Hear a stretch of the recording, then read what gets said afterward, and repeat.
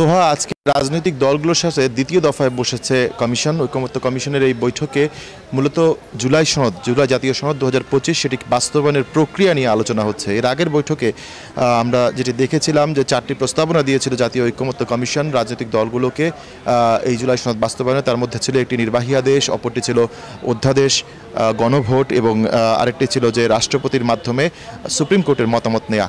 এই 4টি যে আলোচনা ছিল সেই 4টি আলোচনায় কিন্তু কোনো রাজনৈতিক দলই ঐক্যমতে পৌঁছতে পারেনি। আজকে নতুন একটি বিষয়ের প্রস্তাবনা দিয়েছে জুলাই সনদ বাস্তবায়নে জাতীয় ঐক্যমত্য কমিশন। সেটি হচ্ছে সাংবিধানিক অধ্যাদেশ যেটিকে বলা হচ্ছে, এবং এই সাংবিধানিক অধ্যাদেশটি হবে নির্বাচনের দিন গণভোট গ্রহণের মাধ্যমে এটি বাস্তবায়নের জন্য এগুবে রাজনৈতিক দলগুলো। এমন একটি প্রস্তাবনা দেওয়া হচ্ছে যেটি ইংরেজি একটি ফর্মেও সেটি উপস্থাপন করা হয়েছে। সেই বিষয়গুলো নিয়ে কিন্তু সকাল থেকে আলোচনা চলছে এবং এই আলোচনায় 30টি রাজনৈতিক দল অংশগ্রহণ করেছে। রাজনৈতিক দলগুলো এসব বিষয়ে তাদের মতামত এবং তাদের যে অবস্থানগুলো রয়েছে সেগুলো কমিশনের কাছে তুলে ধরছে। কমিশন সেগুলো শুনছে। আজকে বিকেল 5টা পর্যন্ত কমিশন অধিবেশন চলবে এবং এই কমিশনের অধিবেশনে মূলত কি উপায়ে জুলাই সনদটি বাস্তবায়ন করা হবে এই বিষয়ে এটি চূড়ান্ত সিদ্ধান্তে আসার চেষ্টা করা হবে।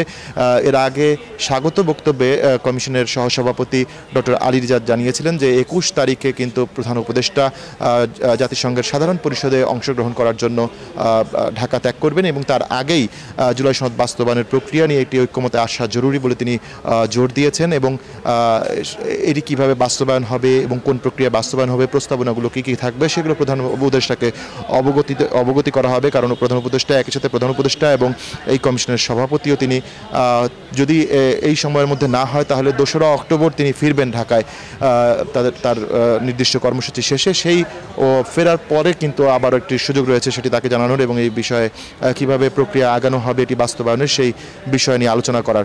তো কমিশন যেটি চাইছে আসলে সহসভাপতির বক্তব্যে যেটি আমরা বুঝতে পারছি যে 21 তারিখের আগেই যেন রাজনৈতিক দলগুলো জুলাই সনদ বাস্তবায়নের প্রক্রিয়া কি হবে সেই প্রক্রিয়া যাতে ঐক্যমত আসতে পারে সেটি গঠনের জন্য, সেই জনমত গঠনের জন্য, সেই মতামত গঠনের জন্য আসলে কমিশন কাজ করছে এবং এই বিষয়ে আলোচনা চলছে। তো আজ সারাদিনই এই আলোচনা চলবে। সর্বশেষ যে বিষয়ে আলোচনা হচ্ছে সেটি আমি আপনাকে বললাম যে সাংবিধানিক আদেশ যেটি হতে পারে নির্বাচনের দিন গণভোট গ্রহণের মাধ্যমে, সেই প্রক্রিয়া নিয়ে আসলে রাজনৈতিক দলগুলোর সাথে কথা হচ্ছে এবং এই বিষয়ে পরবর্তীতে যে কী অগ্রগতি হয় সেটি আমাদেরকে ব্রিফিংয়ের মাধ্যমে জানানো হবে। আমরা সে পর্যন্ত কমিশনের অপেক্ষায় আছি। এই ফরেন সার্ভিস একাডেমিতে যে বৈঠকটি চলছে সেটি বিকেল 5টা পর্যন্ত চলবে। আমরা ততক্ষণ পর্যন্ত অপেক্ষায় আছি। অন্য কোনো তথ্য পাওয়া মাত্রই আমি আপনার মাধ্যমে দর্শকদের জানিয়ে দেওয়ার চেষ্টা করব। তোহা।